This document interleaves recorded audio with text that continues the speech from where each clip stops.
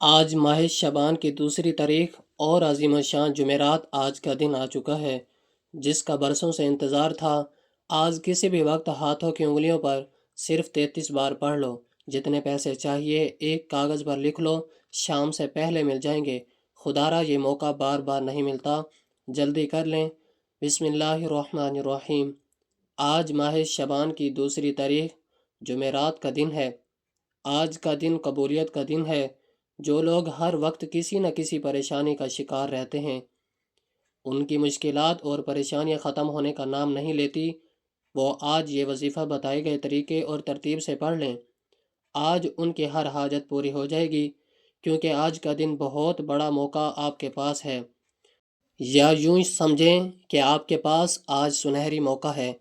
جو لوگ رجب کے بابرکت مہینے میں بھی کوئی وظیفہ نہ پڑھ سکے، شب معراج کو بھی لاپرواہی سے دنیا کے کاموں میں مصروف رہ کر گزار دیا، اپنے مقصد میں کامیاب نہ ہو سکے، ابھی تک آپ اپنے مقدر کو نہ سنبھال سکے، آپ شب معراج کی ان خاص قبولیت کی گھڑیوں سے فائدہ حاصل نہ کر سکے، آپ دنیا کے کاموں میں مصروف رہ کر قیمتی وقت گزار رہے ہیں، کوئی بھی وظیفہ پڑھ کر اللہ کریم کو راضی نہیں کر رہے، تو آج آپ کے پاس پھر سے موقع ہے۔ آج اس موقع سے فائدہ اٹھائیں اور اس وظیفے کو بتائے گئے طریقے اور ترتیب سے پڑھ لیں۔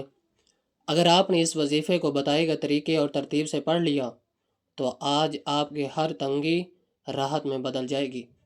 آج آپ کی ہر مشکل اللہ تبارک و تعالی کی مہربانی سے ختم ہو جائے گی اور سختیاں آپ کی فوراً ختم ہو جائیں گی، مصیبتیں آفتیں ہمیشہ کے لیے دور کر دی جائیں گی، اور پورا سال اللہ تبارک و تعالیٰ کے خزانوں سے آپ کے لیے رزق کا بندوبست ہو جائے گا۔ ہر قسم کی تکلیف دینے والی چیز کو آج اللہ پاک دور فرما کر اپنی راحت و رحمت کا باب تمہارے لیے کھول دے گا، کیونکہ آج شعبان کا مہینہ شروع ہو چکا ہے۔ آج اللہ تعالیٰ کی رحمتوں کے خزانے کھلے ہوئے ہیں، آج اللہ تعالیٰ کی رحمتوں کے دروازے کھلے ہوئے ہیں۔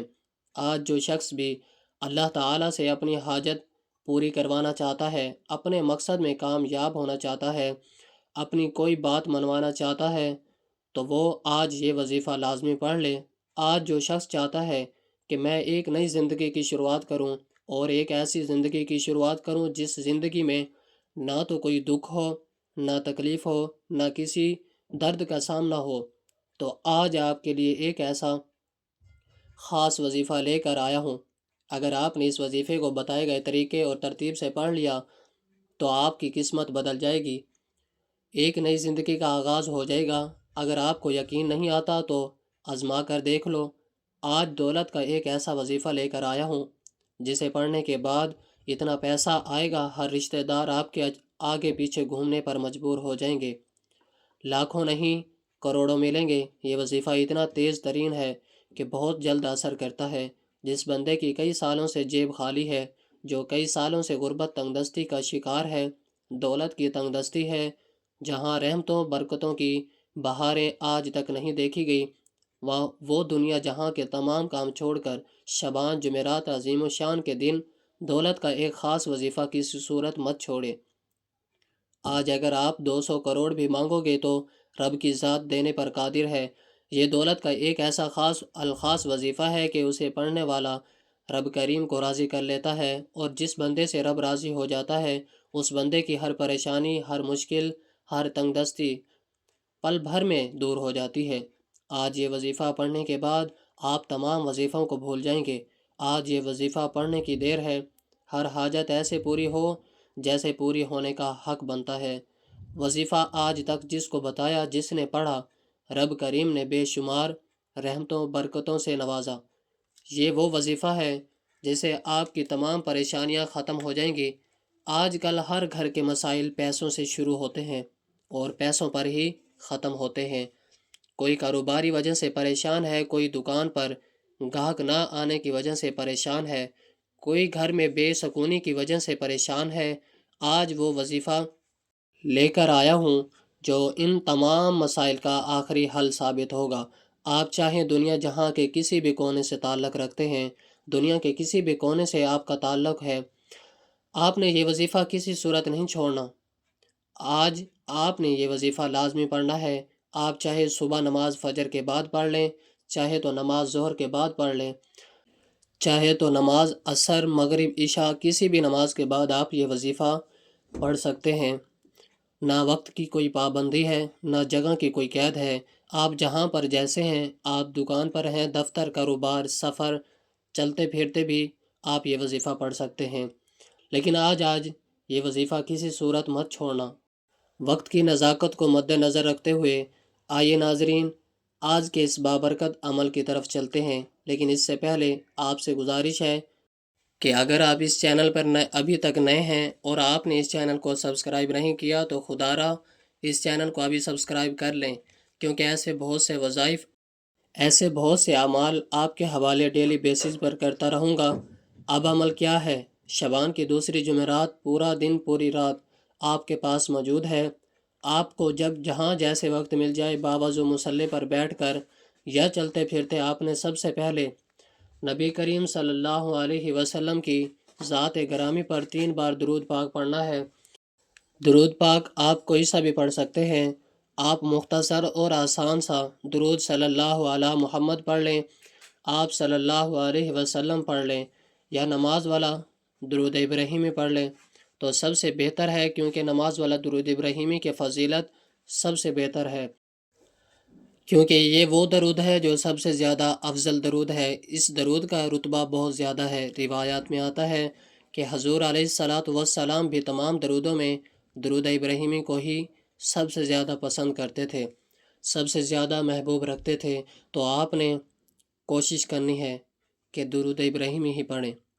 ایک بار درود ابراہیمی ثواب کے نیت سے میرے ساتھ بھی پڑھیے گا۔ اللہم صلی علی محمد وعلی آل محمد کما صلیت علی ابراہیم وعلی آل ابراہیم انک حمید مجید۔ اللہم بارک علی محمد وعلی آل محمد کما بارکت علی ابراہیم وعلی آل ابراہیم انک حمید مجید۔ 3 بار درود پاک پڑھتے ساتھ ہی فوری طور پر آپ نے اپنے خاص مقصد کی نیت کرنی ہے۔ ایک نئی زندگی کی شروعات کرنا چاہتے ہیں آپ، اپنے ذہن میں اپنے تمام مقاصد کو، اپنی تمام حاجتوں کو رکھ کر اس وظیفے کو پڑھنا شروع کرنا ہے۔ آج اپنی اوقات دیکھ کر نہیں یا اپنی سوچ کے مطابق نہیں مانگنا، اپنی نوکری، اپنی سیلری دیکھ کر نہیں مانگنا، رب کی شان کے مطابق، رب کی عظمت کے مطابق مانگنا۔ آپ یہ تو دیکھو کہ آپ مانگ کس سے رہے ہو۔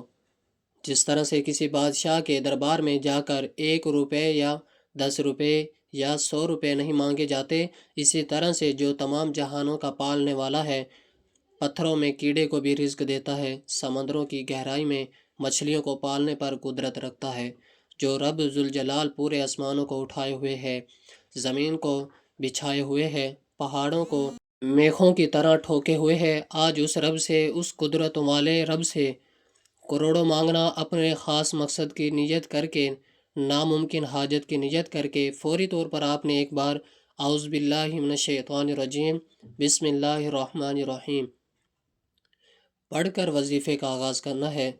یاد رکھیں، تعوذ اور تسمیہ پڑھنے سے تمام شیاطینی اثرات ختم ہو جاتے ہیں، اور جس کام کے شروع میں تعوذ اور تسمیہ پڑھ لیا جاتا ہے اس میں خیر ہوتی ہے، اس میں سلامتی ہوتی ہے، اس میں برکت ہوتی ہے۔ جب آپ نے اپنی خاص مقصد کی نیت کر لی، تعوذ اور تسمیہ پڑھ لیا، تو اب یوں محسوس کریں کہ دنیا جہاں سے آپ کا تعلق ختم ہو گیا۔ آپ اپنی آنکھوں کو بند کر لیں اور پوری توجہ اور دھیان کے ساتھ یوں محسوس کریں جیسے آپ روضہ رسول کی جالیوں پر بیٹھے ہوئے ہیں، یا پھر آپ اللہ تبارک و تعالیٰ کی بارگاہ میں بیٹھے ہیں۔ ان دونوں جگہوں میں سے کسی ایک جگہ کا تصور کریں، اور پہلے نمبر پر جو وظیفہ آپ نے پڑھنا ہے وہ وظیفہ رب کریم کے ایک نام کا وظیفہ ہے۔ یہ نام ہر کوئی جانتا ہے، یہ نام رب کریم کو اتنا پسند ہے کہ اس کو پڑھنے والا آج تک کسی حاجت سے محروم نہیں رہا، اور یہ نام پڑھنے والے کو رب کریم کی ذات عزت دولت نوازتی ہے۔ آپ نے رب کریم کا ایک صفاتی نام یا عزیزو پڑھنا ہے۔ جو بندہ یا عزیزو پڑھ کر اللہ کریم کے سامنے فقیر بن کر بھیکاری بن کر بیٹھے اللہ بادشاہ بنا کر اٹھاتا ہے۔ اگر آپ بھی اپنے غربت سے نکلنا چاہتے ہیں، فقیری سے بادشاہی چاہتے ہیں، زندگی کے ہر مقصد میں کامیابی کو کھلی آنکھوں سے دیکھنا چاہتے ہیں، اللہ تبارک و تعالیٰ کی رحمتوں برکتوں کو دیکھنا چاہتے ہیں، اللہ کے معجزات کو دیکھنا چاہتے ہیں، تو آج یا عزیزو کو بتائے گئے طریقے سے پڑھ لو۔ کیسے پڑھنا ہے اور کتنی بار پڑھنا ہے، توجہ کیجیے گا۔ یا عزیزو ایک بار ہو گیا، یا عزیزو دو بار ہو گیا، یا عزیزو تین بار ہو گیا۔ اس طرح سے آپ یا عزیزو کو ہاتھوں کی انگلیوں پر پڑھ لیں یا آپ تسبیح کے دانوں پر پڑھ لیں۔ آپ نے صرف 11 بار پڑھنا ہے۔ یا عزیزو کو آپ نے 11 بار پڑھنا ہے، دھیان سے، یکسوئی کے ساتھ، توجہ کے ساتھ پڑھنا ہے۔ جو آپ کی نیت ہے، جس مقصد کے لیے آپ یہ وظیفہ پڑھ رہے ہیں، اس کی نیت لازمی کریں۔ اگر آپ کسی کو اپنے قابو میں کرنا چاہتے ہیں یا پھر کوئی دشمن آپ کے راستے میں رکاوٹ بن رہا ہے، آپ کے لیے طرح طرح کی مشکلات کو کھڑی کر رہا ہے، اس دشمن کو ذہن میں رکھ کر بھی آپ یا عزیزو کو پڑھیں گے تو وہ دشمن بھی آپ کے سامنے سے ہٹ جائے گا۔ یا پھر جو کاروباری رکاوٹیں ہیں ان کو ذہن میں رکھ کر پڑھیں گے کہ میرا کاروبار نہیں چل رہا، اور بھی بہت سارے جو آپ کے معاملات ہیں، اس عمل کو کرنے کے بعد اللہ پاک آپ کے راستے کی تمام رکاوٹوں کو اٹھا کر دور پھینک دے گا۔ جب پہلے نمبر پر یا عزیزو کو 11 بار پڑھ لیں، اس کے بعد فوری طور پر اب آپ نے دوسرے نمبر پر جو وظیفہ پڑھنا ہے، وہ وظیفہ ایک قرآنی سورت کا وظیفہ ہے۔ یہ ایسی قرآنی سورت ہے کہ جسے دولت کا خزانہ کہا جاتا ہے، جسے کامیابی کا راز کہا جاتا ہے۔ اسے پڑھنے والا کبھی کسی کا محتاج نہیں رہتا۔ آپ نے دوسرے نمبر پر سورۃ الکوثر پڑھنی ہے۔ سورۃ الکوثر اللہ پاک کی بہت ہی پیاری لاڈلی سورت مبارکہ ہے۔ سورۃ الکوثر رزق اور دولت کا سرچشمہ ہے۔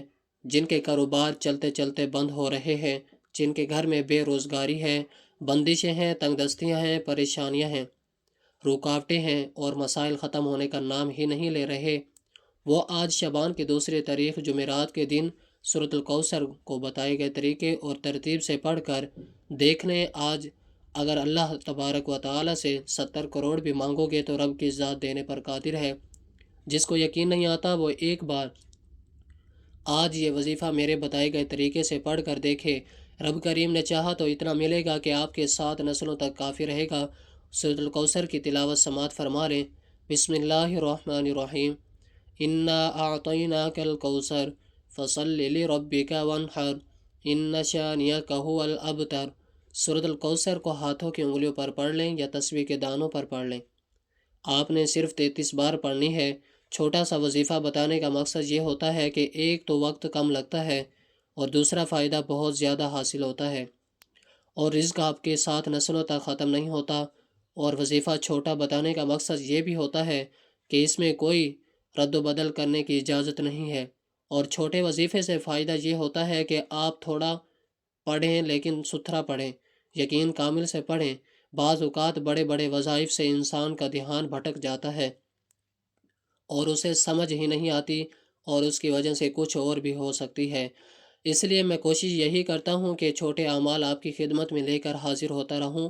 دوسرے نمبر پر سورۃ الکوثر 33 بار پڑھنے کے بعد اب تیسرے نمبر پر جو وظیفہ آپ نے پڑھنا ہے وہ وظیفہ اللہ تعالیٰ کے صفاتی ناموں کا وظیفہ ہے، جسے اسم اعظم بھی کہا جاتا ہے۔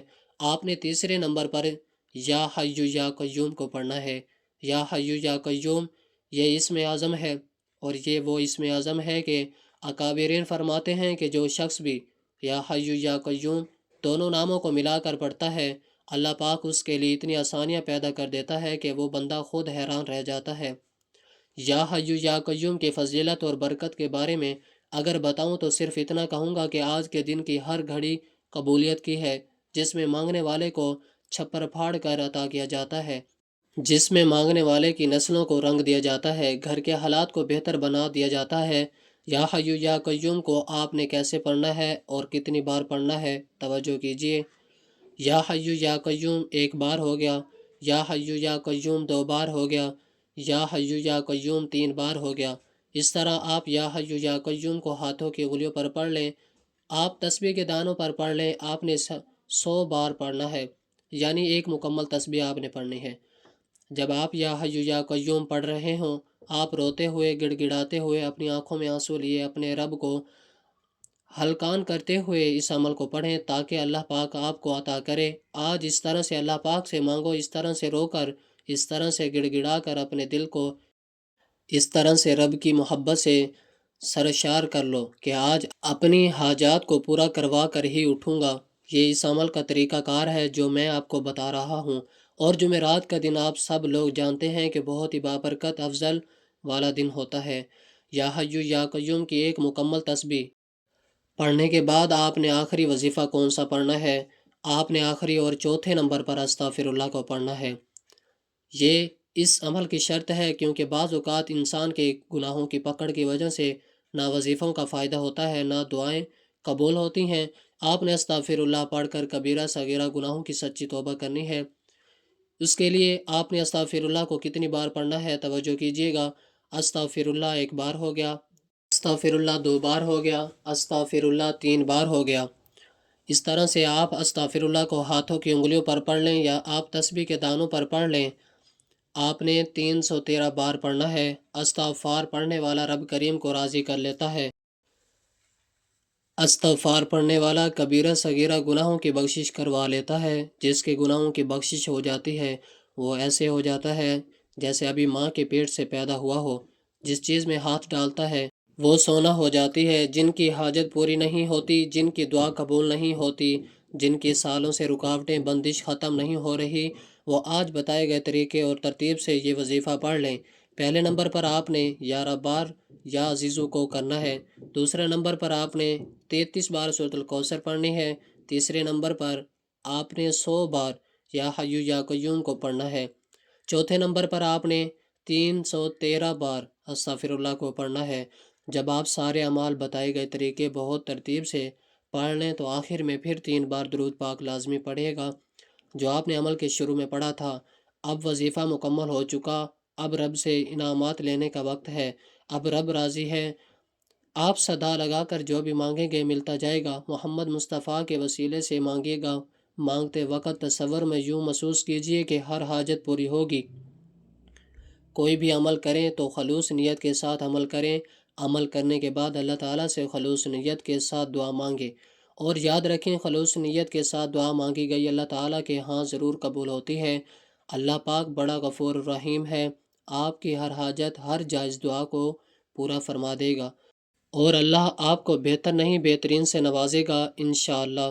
دعا ہے کہ رب کریم میرا سنانا اور آپ کا سننا اپنی بارگاہ الہی میں قبول و منظور فرمائے۔ جو مانگا مقدر فرمائے، جو نہیں مانگ سکے بن مانگے عطا فرمائے۔ ہم ملتے ہیں ایک اور نئے وظیفے کے ساتھ۔ اپنا بہت سارا خیال رکھیے گا۔ اللہ حافظ۔